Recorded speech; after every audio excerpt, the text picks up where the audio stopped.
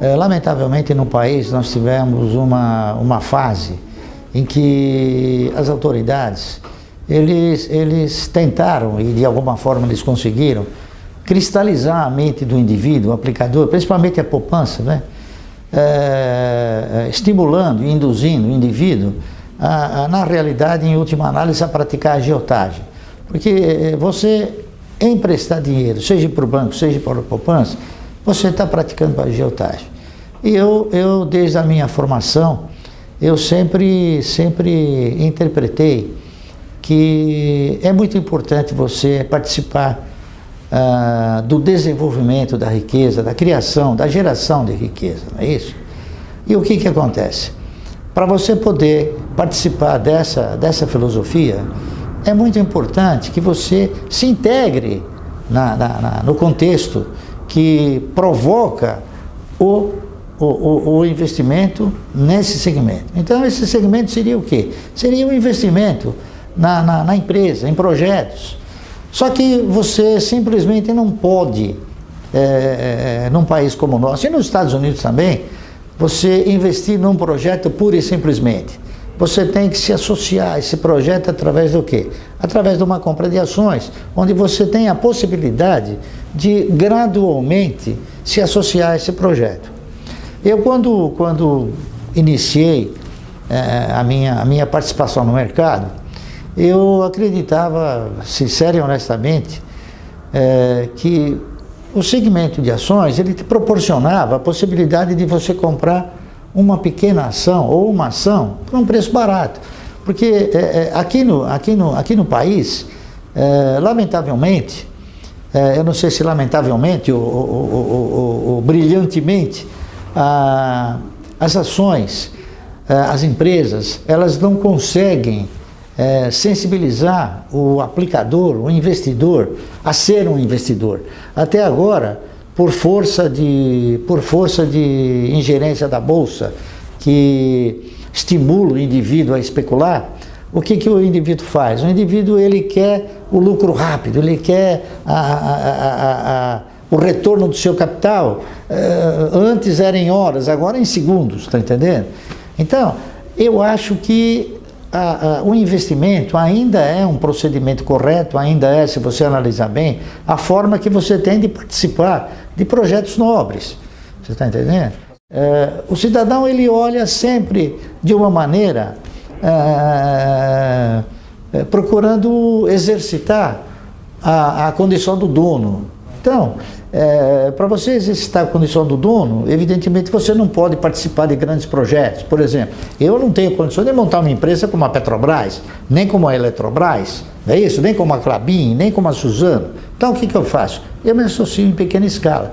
E essa pequena escala que você vai desenvolvendo gradualmente, você às vezes acaba por conquistar uma parcela de participação, que não é só, então, uma definição de o mercado te proporcionar a possibilidade de se comprar uma ação barata. Às vezes você acaba comprando uma participação, embora pequena, barata. A minha entrada no mercado de ações foi uma escolha, não foi por acaso, nem por acidente, foi por uma opção mesmo. Eu sou economista, não é isso? E na época eu estudava Direito, eu era inclusive um dos contratados para fazer a reforma administrativa da prefeitura. E depois fui contratado também pelo Dr. Modesto Stama, que inclusive é membro do conselho. Na época ele era diretor de uma autarquia chamada SAEC. SAEC era a Superintendência de Águas e Esgotos da capital. E nós havíamos sido contratados, 5 ou 6 economistas, justamente para tentar compor o custo da água em São Paulo. Uma coisa absolutamente impossível. A gente acabou concluindo que era absolutamente impossível, porque não havia como você dar início a uma operação que pudesse concluir sobre um custo assim homogêneo, um custo justo, não é isso? E na ocasião, que era, se não me falha a memória, era aquele presidente de São Paulo, o Laudo Donatel, era o governador, havia um interesse, porque naquela ocasião o cidadão pagava água uma vez cada 6 meses, tá certo? A conta de água vinha uma vez cada 6 meses. Então havia necessidade de se tentar aumentar a receita da SAEC naquela ocasião. Então a fórmula que nós encontramos foi o seguinte: sem aumentar o valor, nós fomos diminuindo o intervalo. Então o que aconteceu? Ao invés do cidadão pagar semestralmente, ele passou a pagar trimestralmente. Depois veio bimestralmente e depois mensalmente. Quer dizer, foi uma forma de aumentar 300%, 400% sem aumentar a parcela. Não é isso? Então, na ocasião, eu senti que o meu perfil não era um perfil de estar atento, de estar submisso a uma estrutura como a estrutura do Estado. Está entendendo?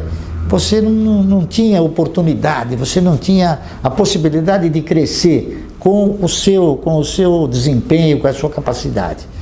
E eu fui então para o mercado de valores. Na época o mercado de valores ele era super incipiente, não é isso? E a gente começou a fazer algumas análises, começou a fazer movimento, até que em 1967 veio a regulamentação do Conselho Monetário Nacional. Com isso, criaram-se as sociedades corretoras, criou-se a Bolsa de Valores, não é isso? E a gente acabou em sociedade com outros parceiros, né? Comprando uma corretora de valores, comprando um título, na verdade, né? Mas esse título nós ficamos muito pouco tempo com ele, porque o mercado sofreu uma evolução acima do desejado e acima do esperado também, né?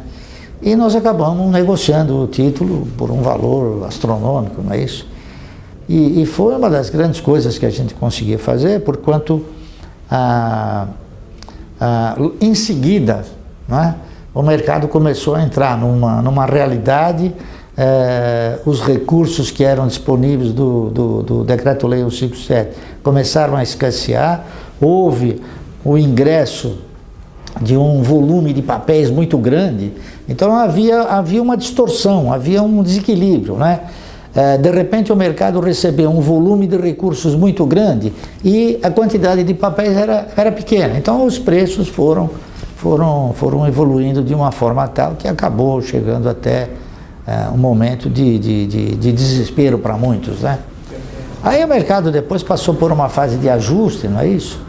Passou por uma fase de ajuste, 71, depois de julho de 71, 72, 73, 74, 75 começou a equilibrar e eu venho participando desde então.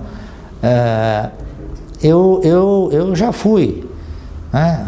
Eu não tive, quando operando no mercado, no início, eu não tinha ainda estabelecido esta essência de tentar se criar uma carteira de previdência. Essa iniciativa, essa vontade, essa necessidade até, eu diria, surgiu porque a gente começou a fazer uma série de análises e essas análises elas convergiam para o seguinte: o cidadão brasileiro, lamentavelmente, há 30, 40 anos atrás, ele se aposentava como um executivo e ele acabava virando um indigente. Hoje ele já se aposenta direto como um indigente, não é isso? Então a gente foi cultuando a ideia de que havia necessidade de você formatar um posicionamento previdenciário que fosse mais generoso do que aquele que o Estado pudesse eventualmente te oferecer. O que eu fiz deu certo. O que eu fiz deu certo, eu comecei fazendo com poucos recursos. Agora, eu faço a mesma coisa com um volume muito maior de recursos. Então, o efeito multiplicador, ele tem uma forma de se multiplicar muito mais intensa do que antigamente, você está entendendo? Essa que é a realidade. Então, eu continuo fazendo a mesma coisa. Eu continuo cultuando a compra como investimento, cultuo participar de projetos, acredito nas empresas, está entendendo? Já levamos alguns tropeções, evidentemente, né? Não é falar que só ganhei, eu também tive momentos em que eu tive ações de empresas e por teimosia de não vendê-las, né, apesar de ter assim boatos, informações, eu acabei me prejudicando e perdendo o posicionamento em ações que eu tinha daquela empresa. Então, por exemplo, eu tinha 10% do banco chamado Banco do Progresso, né? Eu tive ações do Banco Nacional, que também ele sofreu intervenção do Banco Central, tive ações também do Banco Econômico, não é isso? Mas foram perdas suportáveis, você não está entendendo? Perdas suportáveis, exatamente pelo fato de você não ter, vamos supor, colocado todos os ovos na mesma cesta. Então, houve uma perda, mas foi uma perda suportável. E o que aconteceu? Aquela perda, ela acabou sendo, assim, suplantada exatamente pela convicção que a gente tinha de continuar desenvolvendo o mesmo projeto que a gente desenvolveu no início da nossa atividade.